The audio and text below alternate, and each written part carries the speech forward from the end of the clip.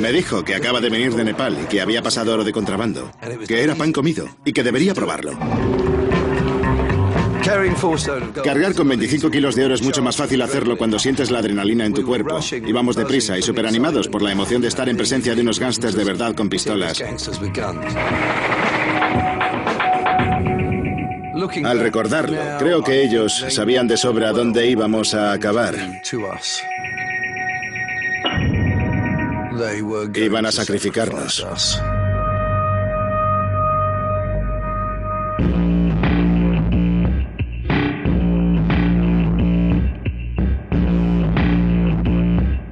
Encarcelados en el extranjero. Contrabando de oro de Hong Kong a Nepal. En 1990, Piers Hernu vivía en Londres y trabajaba como empresario. Era un chico de ciudad. Tenía una corbata Hermès, unos zapatos de vestir y un traje oscuro de raya diplomática. Me gustaba tener un poco de dinero en el bolsillo y aparentar que era alguien importante.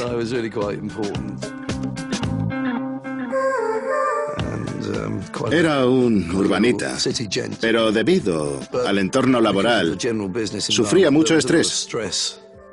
Trabajaba muchas horas y no tenía tiempo libre. No era algo que me gustase y creo que eso fue lo que provocó que a la larga cayera enfermo.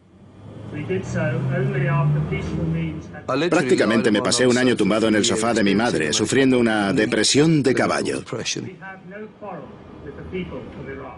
La depresión fue la consecuencia de no tener bastantes tiroides en mi sistema.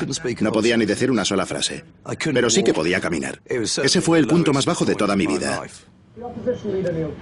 Cuando hacía un poco más de calor en Inglaterra, me sentía mucho mejor.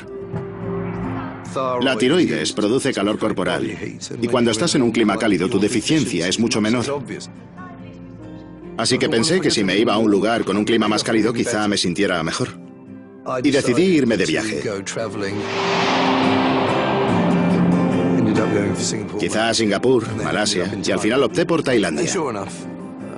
Y es obvio que era algo muy positivo.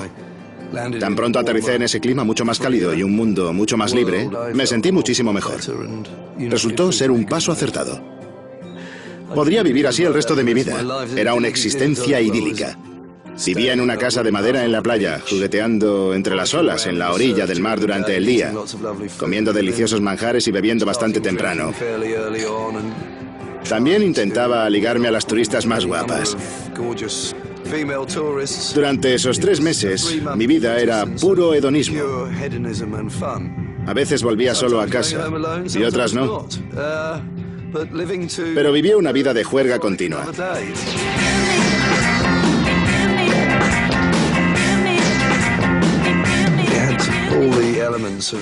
Cumplía todos los requisitos de una vida de ensueño para cualquier joven que buscase emociones fuertes, y eso es exactamente lo que acabé haciendo.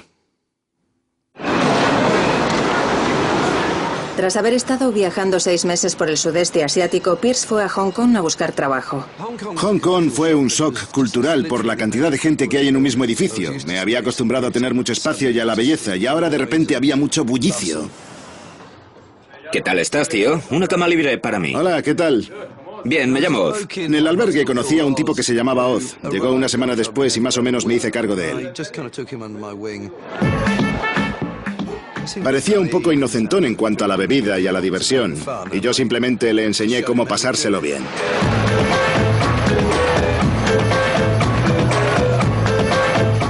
No es que yo fuera un experto, pero salimos de copas y aprendió rápidamente. Fue un alumno muy aplicado. Y pronto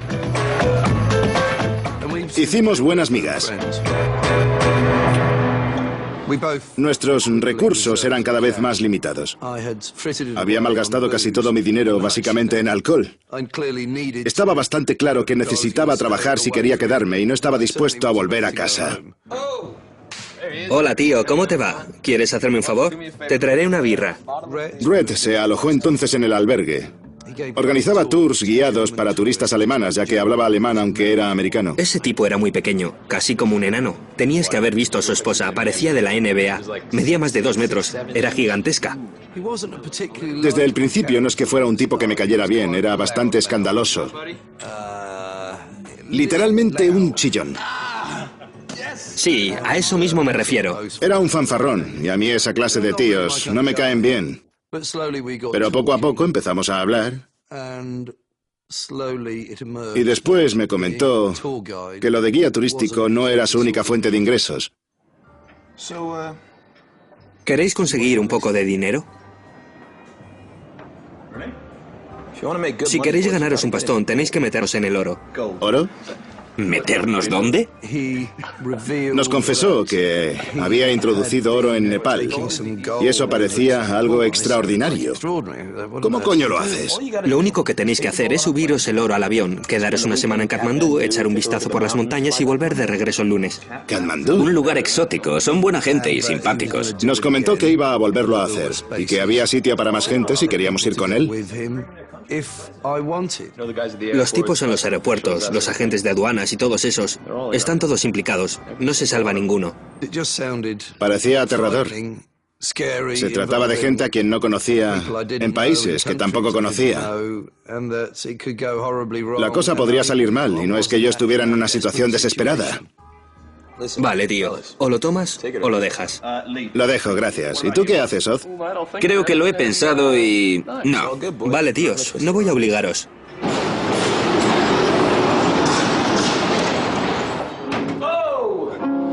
¿Estáis bien, chicos? Hola, tío. ¿Quién quiere tomar una birra? No bebo, tío. Desapareció durante una semana, no nos dijo dónde se iba. Y volvió con un fajo de dólares. Un fajo abultado de dólares. Nos quedamos perplejos. Oz y yo estábamos sentados delante de él y pensamos que era mucho dinero. En realidad eran $2000. No era para tanto, pero para la gente que está de paso y sin apenas dinero, era como un salvavidas. Fue muy tentador. Solo un fin de semana. No era muy difícil. Y el dinero en la palma de tu mano. Pan comido. Y desde ese día estuvimos predestinados al fracaso. Oz y yo le dijimos a Red que contase con nosotros para la próxima vez. Y se alegró. Y nos dijo que el siguiente paso consistía en acompañarle una noche a Chungking Mansions, un edificio de pisos de mala fama donde se practican toda clase de horrendas actividades. Así que una noche, Oz, Red y yo fuimos al centro para conocer al cuarto miembro del equipo. Chicos, este es Eric, es francés, por si acaso no os habéis dado cuenta. Era un tipo que se llamaba Eric y era maître. En un restaurante en Hong Kong, un tipo simpático, nos llevábamos muy bien con él. Vámonos. Lo mires por donde lo mires, era un poco raro. En cierta manera parecía un chiste, como los que empiezan, había un inglés que era Joe, un americano que era Red, un australiano que era Oz y un francés que acabábamos de conocer llamado Eric. Y todos nos dirigimos hacia ese bloque de pisos tan chungo para conocer a dos gángsters nepaleses mucho más chungos.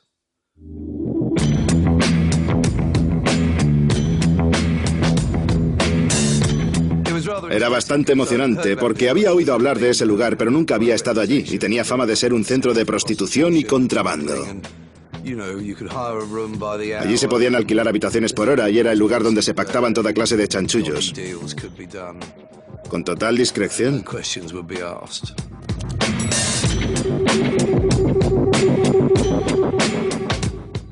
Y subimos al ascensor, hasta una de las plantas más altas,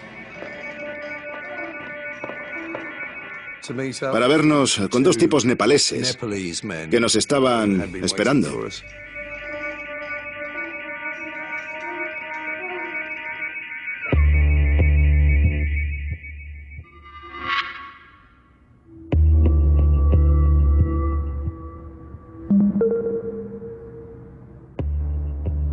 Lo que más me chocó es que uno de ellos llevaba una funda de pistola debajo del hombro y se podía ver la pistola por debajo de su brazo.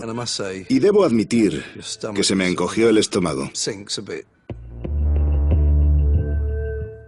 Pero poco a poco me di cuenta de que de repente nos habíamos metido en la boca del lobo. Y teníamos que demostrar una conducta impecable.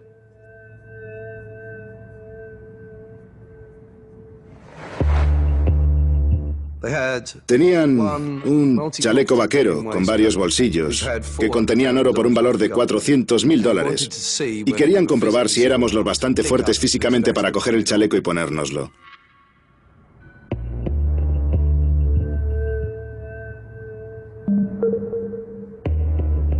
Pesaba más de 25 kilos.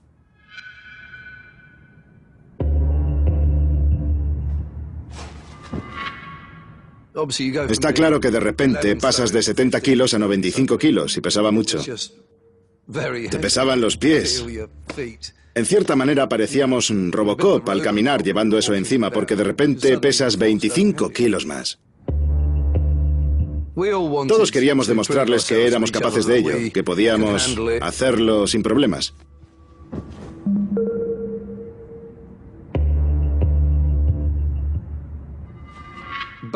Todos éramos bastante fuertes físicamente y todos lo demostramos. Y les convencimos de que podríamos ser unas mulas de primera. Mi única pregunta era, ¿qué pasa si nos pillan?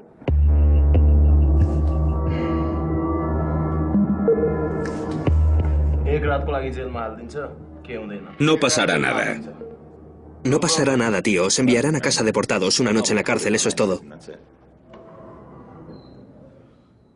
Entonces no parecía tener ninguna traba. Una noche en la cárcel, ¿era algo que podríamos soportar? No está nada mal, ¿verdad? Esa noche nos lo pasamos bien, porque aún no nos había bajado la adrenalina de haber hecho ese trato. De haber estado en presencia de unos gángsters de verdad con pistolas. Para nosotros todo marchaba sobre ruedas. Sí, todas las semanas. $2.000 por semana, chicos. También sientes miedo. Pero sin ese miedo no te sube la adrenalina.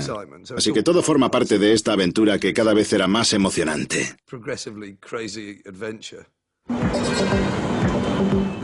Hubo una semana de diferencia entre probarnos los chalecos y la ruta del oro, y durante esa semana me pregunté infinidad de veces qué coño estaba haciendo.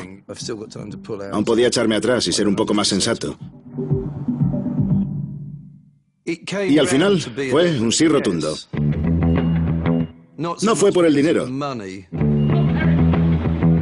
sino más bien porque cuanto más lo pensaba, más creía que era una gran aventura.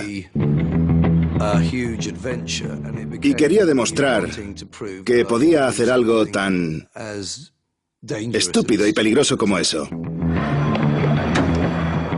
Había estado enfermo y limitado durante mucho tiempo. Y era una manera de demostrar no solo que me encontraba mejor, sino también me sentía libre. Demostrando así que estaba al 100% y con un buen par de cojones.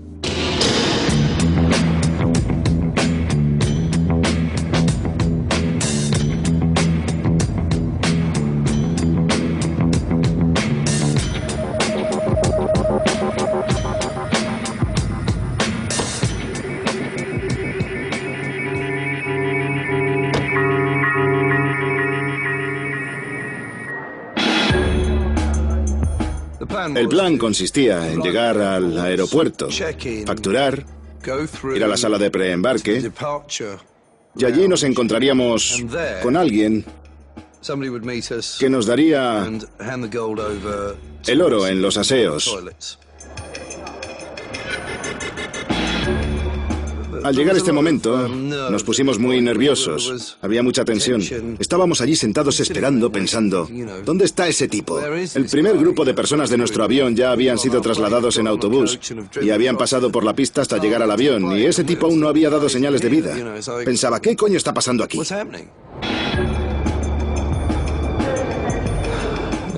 Y después pensé, ¿nos están vigilando? ¿Vigilan a todos los que tienen pinta de estar nerviosos?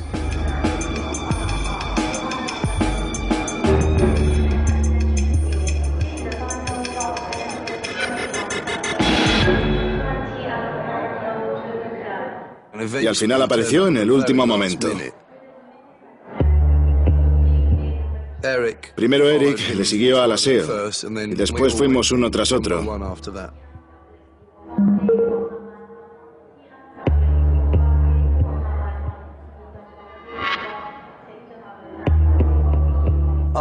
Era casi como si estuviera obligándome a hacer algo que fuera en contra de mi naturaleza. Yo solo era un tipo de clase media viajando con mochila, y de repente haciendo algo totalmente ilegal.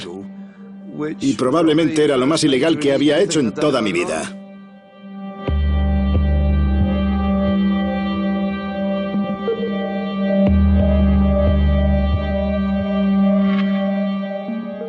El tipo estaba fuera de uno de los cubículos y dentro en el suelo estaban los chalecos vaqueros que contenían el oro.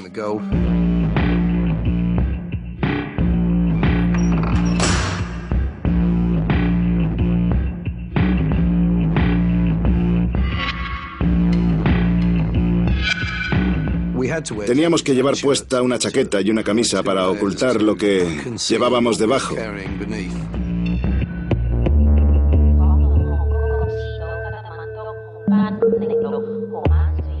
Me miró de arriba a abajo y me dijo, sí, está bien. Y yo me miré en el espejo y ante mí había un tipo de aspecto pálido, un poco sudado y con los ojos como platos que me miraba y me preguntaba, ¿de verdad crees que esto es una buena idea? Última llamada del vuelo 506 a Katmandú. Por favor, todos los pasajeros se dirijan a la puerta de embarque. Última llamada del vuelo 506 a Katmandú. Entonces me di cuenta de que ya no podía echarme atrás y que tenía que seguir adelante. Más que nada era un pavor intenso. Miedo a lo desconocido. De no saber en lo que me estaba metiendo. Última llamada. Los pasajeros del vuelo 506 diríjanse a la puerta número 18. Última llamada del vuelo 506 a Katmandú. Por favor, todos los pasajeros diríjanse a la puerta número 18.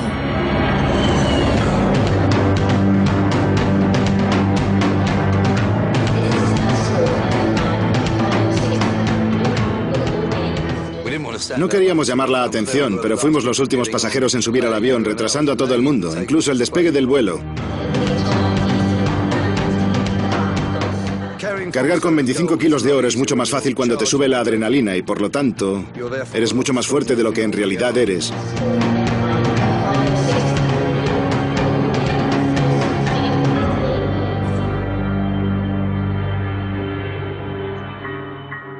Tengo un vago recuerdo de Red diciéndonos que creía que el chaleco pesaba más de lo habitual. Y ese fue el único indicio de que quizá lleváramos la carga máxima que una persona puede cargar.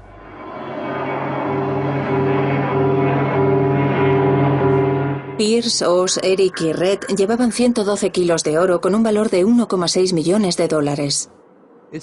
Al parecer, el trato con los traficantes de oro es que puedes subirlo al avión hasta Nepal, porque allí no tienen detectores de metal en el aeropuerto.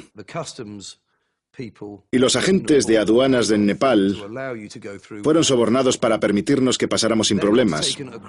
Y desde allí se lo llevan a la India, donde sí que tienen detectores de metal en los aeropuertos y es vendido en India a un precio desorbitado, ahorrándose así los impuestos de importación de Nepal o la India. Ahí reside el arbitraje, y así la gente amasa dinero traficando con oro.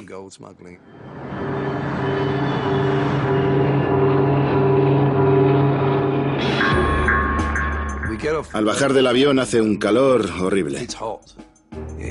Es justo mediodía. Sientes un intenso calor y no vamos vestidos de manera apropiada. Estábamos sudando. Y si a eso le añades lo nerviosos que estábamos, se traduce en unos tipos sudando a mares. Pero seguimos adelante. Nos pusimos a la cola y no hubo problemas en el control de pasaportes. Les dimos el dinero y nos dejaron pasar a una puerta inmensa de doble hoja hasta el control de aduanas. Hay mucho bullicio y hay 4 controles consistentes en una mesa donde se registra el equipaje. Pero de repente Red se paró, estaba perplejo y pensé, ¿cuál es el problema?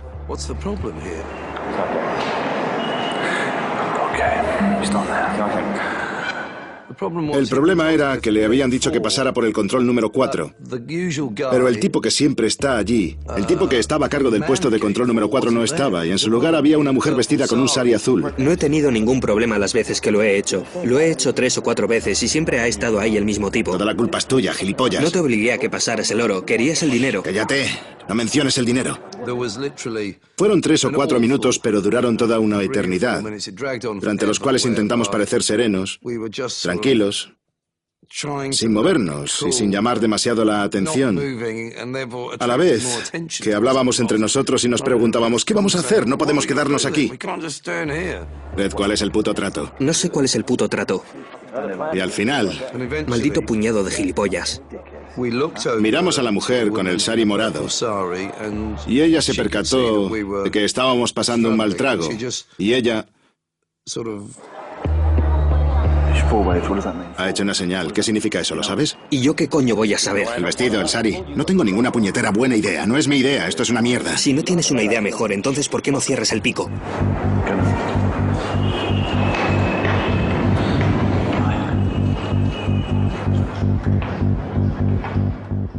Red pasó primero y puso su bolsa sobre la mesa.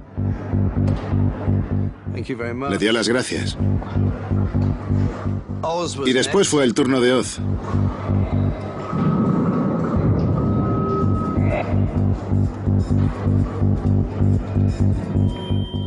Yo fui el último. Hubiera preferido no serlo, pero la cosa parecía ir bien. Hasta que de repente, en la otra parte de la sala de aduanas... ¡Alto!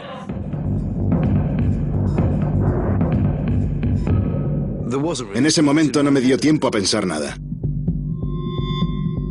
Ni tampoco entendí lo que estaba pasando hasta que vi a un tipo bajito, con bigote. Cogió a Eric. Mis peores pesadillas se estaban haciendo realidad. Y el tipo sacó un detector de metales. Y la alarma del detector saltó como la alarma de un coche.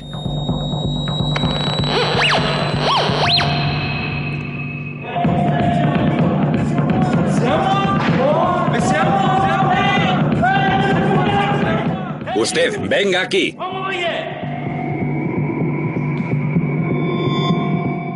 Tuve que caminar hacia él. Pero pensé, ¿qué otra cosa puedo hacer? Y nos empujó a los dos hacia una pequeña sala que había a un lado del control de aduanas, con unas caras súper pálidas. Habíamos entrado en shock. Entramos en la sala y allí se armó la de San Quintín.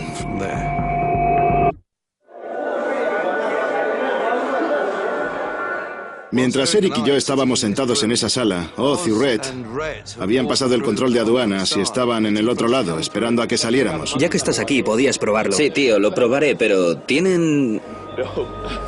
No, tío, aquí en la ciudad no.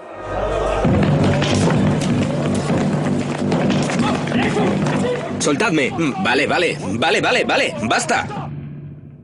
Y en lugar de salir nosotros de esa sala, los que salieron fueron 4 o 5 policías armados.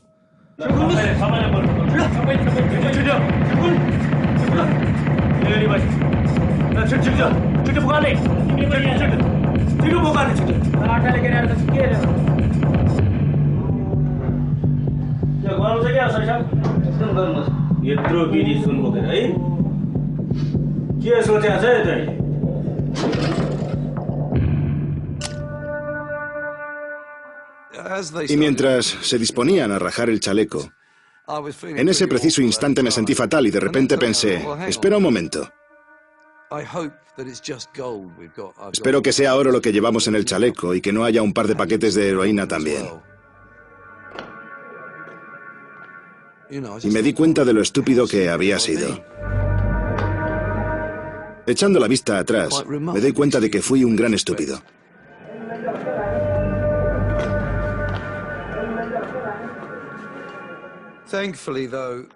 Menos mal que no hubo rastro de esos paquetes de polvo blanco.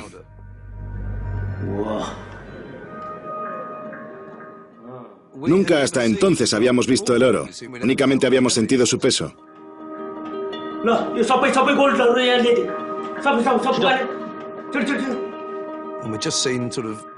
Habíamos visto los bolsillos del chaleco donde estaba el oro, pero ver lo que habíamos intentado pasar era toda una revelación.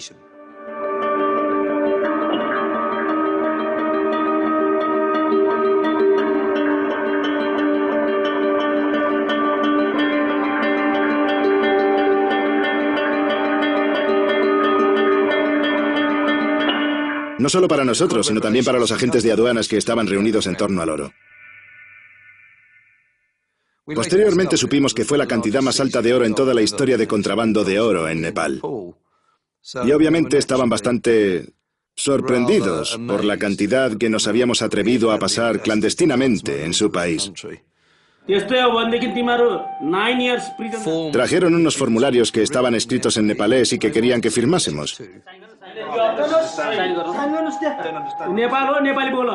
Pero no sabíamos lo que había escrito en ellos y tampoco teníamos un representante legal, no teníamos nada.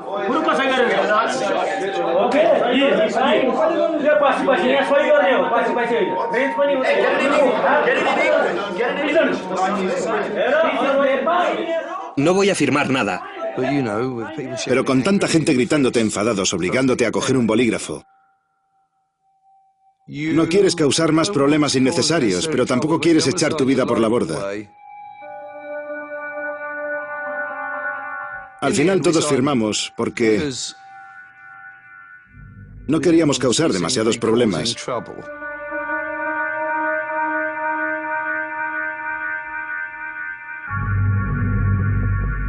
Lo siguiente que ocurrió fue que, y esta fue la única vez que me enfrentaba a una situación tan delicada y difícil, desde el punto de vista emocional. Nunca en toda mi vida me habían esposado. Y esas esposas eran bastante grandes. Estaban oxidadas, eran unas esposas tercermundistas. Ese mero acto de ponernos las esposas tuvo un gran simbolismo. Entonces es cuando pierdes totalmente tu libertad. Nos metieron a los 4 en un jeep. Y creo que nos acompañaban 4 policías armados. No sabíamos si nos habían raptado o algo parecido. Y nos alejamos de allí en plena noche.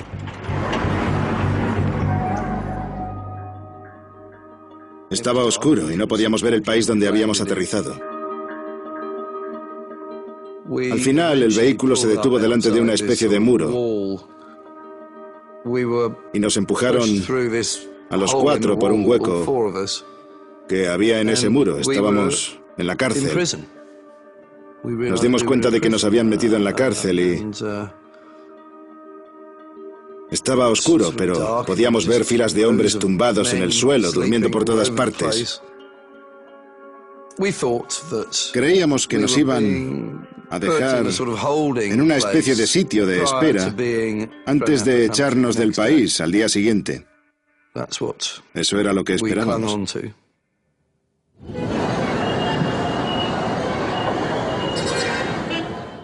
Aunque parezca mentira, esa noche dormí como un lirón. Todo ese día fue una experiencia agotadora y cuando llegamos a la cárcel cerré los ojos y pude dormir. Cuando me desperté al día siguiente, estaba rodeado por el barullo típico de una cárcel. No podía creerme que estaba allí. Cuando me desperté pensé, bien, ¿qué hago aquí? Ah, sí. Me arrestaron anoche por traficar con oro. Me han dejado tirado en la trena. Y aquí estoy. Hubo una llamada de la puerta principal. Y tuvimos que subir al jeep junto con algunos soldados. Y nos volvieron a llevar al aeropuerto.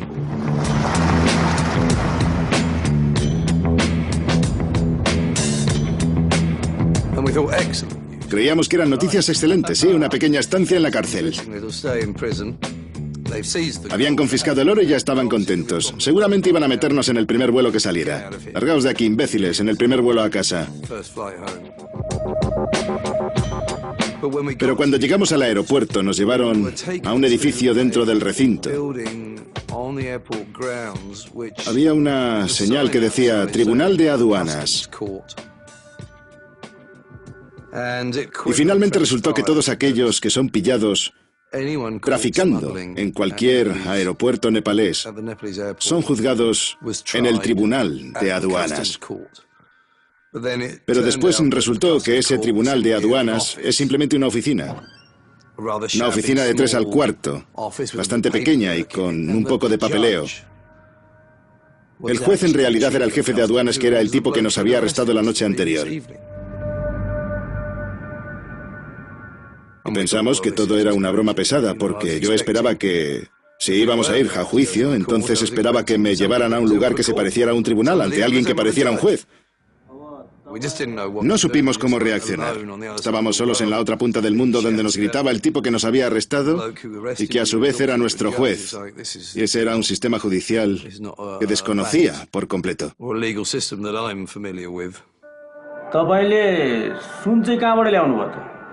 ¿Desde dónde lo habéis traído? ¿Desde dónde habéis traído el oro? Hong Kong. Hong Kong. Nos preguntaron si sabíamos de quién era el oro. No lo sabemos. No lo sabemos, solo recogemos el oro en Hong Kong y lo traemos hasta Katmandú. Y solo sabemos a quién tenemos que entregárselo una vez llegamos aquí. Creo que fue un alivio que no supiéramos nada de nada.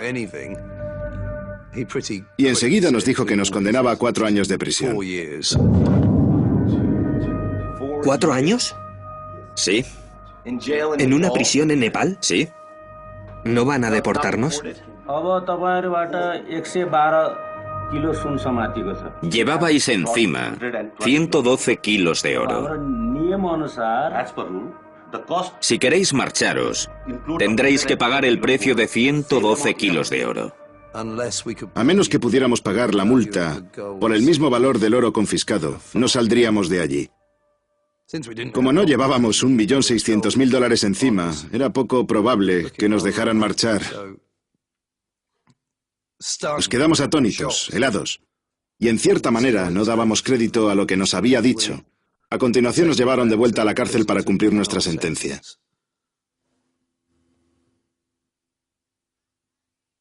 Éramos incapaces de comprender lo que nos había pasado en las últimas 48 horas.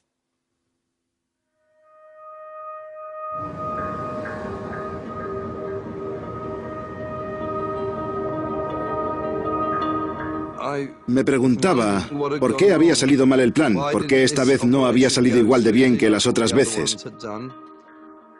¿Quién era el tipo que nos arrestó a Eric y a mí? ¿Por qué nos arrestaron si todo el mundo había sido sobornado? Más tarde descubrimos que se habían tramado otras cosas, pero entonces no teníamos ni la más remota idea.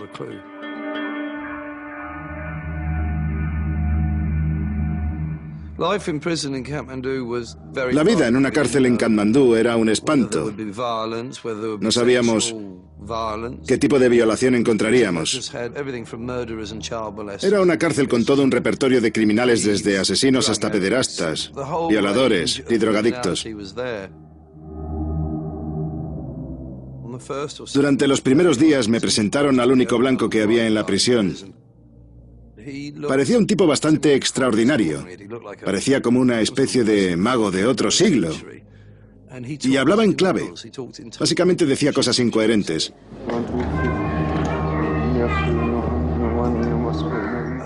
Me enteré de que había sido traficante de oro y que había estado en la cárcel casi 4 años. Y se le había ido la olla, lo cual era bastante aterrador, porque mi peor temor era sufrir una depresión o quedarme incomunicado de mi familia y amigos. No sabía lo que me iba a enfrentar mentalmente y, al parecer, tenía muchas posibilidades de que en un futuro podría perder la chaveta.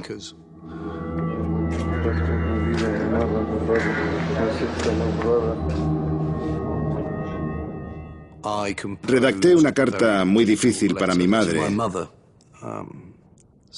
donde Le pedía que no se preocupara por mí, que había acabado en una prisión en Nepal y que no le había dicho que iba a visitar Nepal, pero que estaba allí y que me sentía estúpido, egoísta y muy desgraciado. Toda mi chulería había desaparecido poco a poco y lo único que quedaba era un joven un poco asustado, deseando poder echar marcha atrás y cambiar las decisiones que había tomado, que resultaron ser todo lo contrario de sensatas.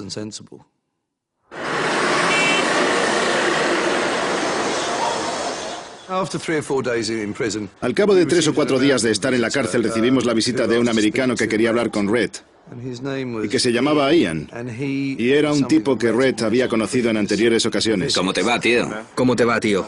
Estoy en una cárcel nepalesa, una puta mierda. Te traigo cosas de parte de los chicos y de los peces gordos. ¿Qué has traído?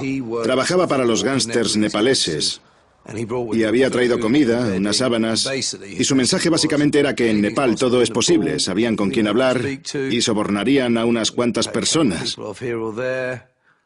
El dinero habla, decía, y nos sacarían de allí. Al oírle decir eso nos quedamos aliviados, muy emocionados y llenos de ilusión, porque no se habían olvidado de nosotros.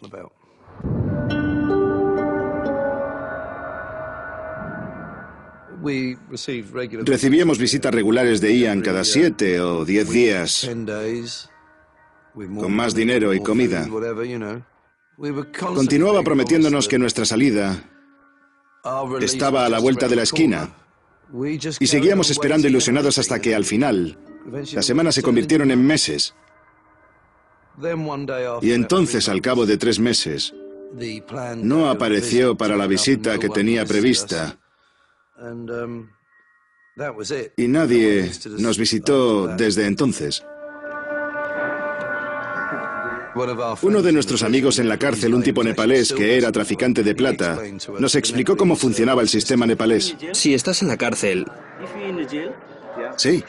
Más de 3 meses... No puedes apelar. 3 meses, y estamos en la cárcel durante 3 meses más. Podemos apelar tras 3 meses de estar encarcelados, ¿no? Si no presentabas tu apelación dentro de los 3 primeros meses de estar en la cárcel, entonces ya no tenías derecho a apelar. 3 meses, 3 meses. No puedes apelar. No podemos apelar, tío. Los 3 primeros meses ya habían transcurrido y los gángsters nepaleses nos pidieron que nos mantuviéramos callados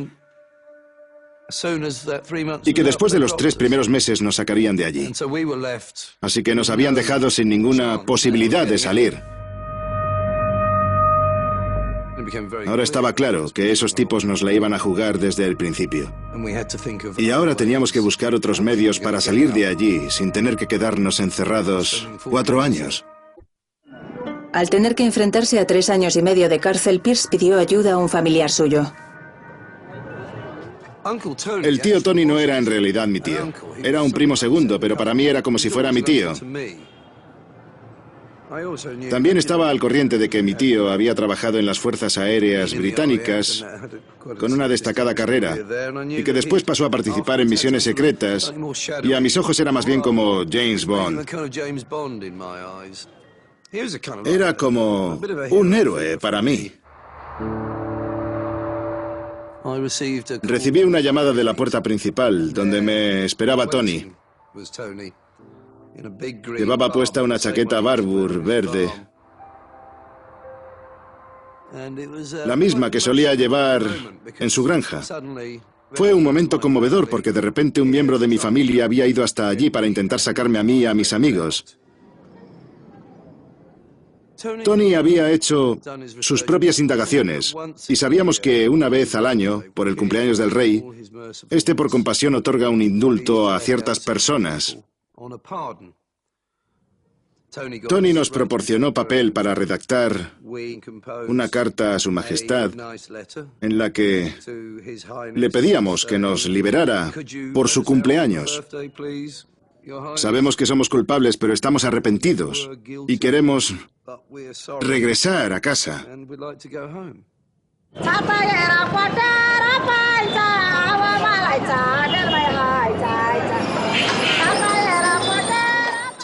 El papel que Tony tenía que desempeñar fuera era el de nuestro representante, y queríamos que se entrevistase con toda la gente que fuera posible. No sabíamos cómo el contacto de alguien podía ayudarnos, pero lo que sí entendíamos era que si queríamos salir de allí escribiendo una carta al rey, necesitaríamos cierto apoyo político del interior. Así que Tony se entrevistó con un tipo muy interesante que se llamaba Lucas. Y resultó que Lucas era un americano que había trabajado con los gángsters nepaleses. De hecho, se había encargado de pagar los sobornos a los agentes de aduanas en el aeropuerto de Katmandú. Pero se encontraba fuera del país cuando nos arrestaron. Los gángsters nepaleses le llamaron y tuvo que salir hacia Hong Kong. Así que, mientras nosotros íbamos camino a Nepal, Lucas, que supervisaba los sobornos a los agentes de aduanas, iba de camino a Hong Kong. Lucas se dio cuenta enseguida de que nos habían tendido una trampa. Y por eso le invitaron a ir a Hong Kong para que no se inmiscuyera en nuestro arresto. Nuestro arresto fue planeado desde un principio por los dos tipos que habíamos conocido en Chungking Mansions. Nos cargaron hasta los topes con todo el oro posible e informaron... Oye, tú. ...al jefe de aduanas de nuestra llegada. Y el trato consiste en que... si informas de cualquier tráfico de oro en Nepal, la recompensa es 1/4 del valor del oro confiscado. Así que cuanto más cargas las mulas con oro, más dinero recibes a cambio. Nosotros acabamos 4 años en Chirona y ellos acaban extremadamente ricos.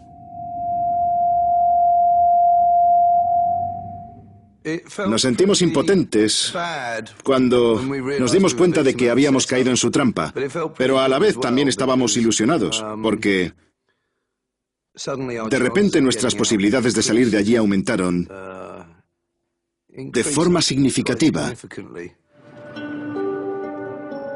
Lucas tenía contactos, o por lo menos eso era lo que decía, en casi todos los departamentos gubernamentales, hasta el primer ministro y por encima de él. Le dijo a Tony en su primer encuentro que estaba muy interesado en ayudarnos a salir y que haría todo lo que estuviera en su mano para sacarnos de allí, para así fastidiar a los que nos metieron allí.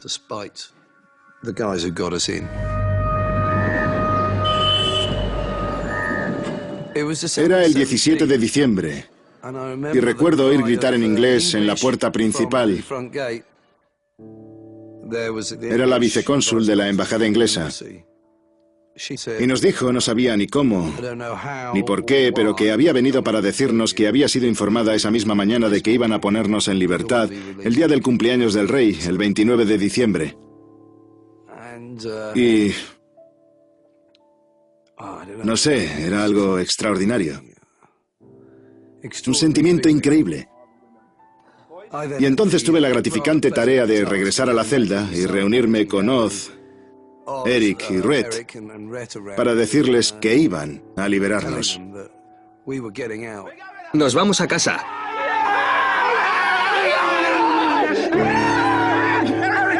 Eric, súbetelo a hombros. Por culpa de una estupidez acabamos allí dentro, pero fuimos muy afortunados al salir de allí. Sentimos un gran alivio porque parecía que nuestra terrible pesadilla llegaba a su fin.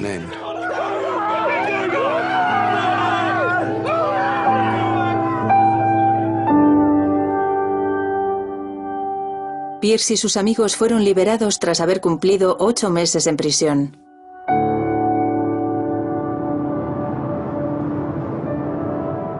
Pierce vive ahora en Londres y trabaja como periodista.